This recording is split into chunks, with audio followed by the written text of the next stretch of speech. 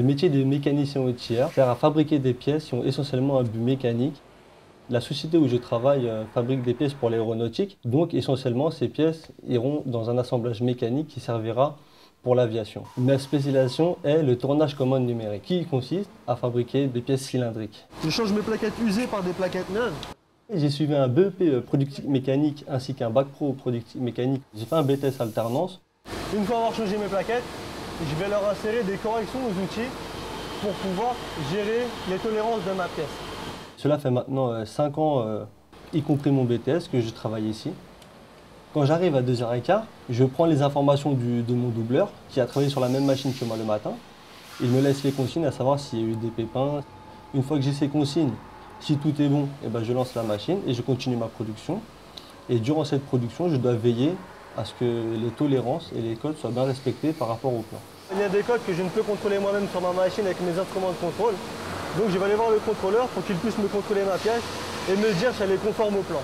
Ensuite, il y a aussi la programmation et le réglage de la machine. Quand on reçoit une nouvelle pièce, nous devons créer un programme et régler la machine pour sortir cette pièce. Une fois que la première pièce est sortie, nous l'amenons au contrôle qualité qui, lui seul, a le pouvoir de valider ou de ne pas valider la pièce qui sort de la machine. Une fois que cette première pièce est validée, si elle est bonne, nous entamons la production.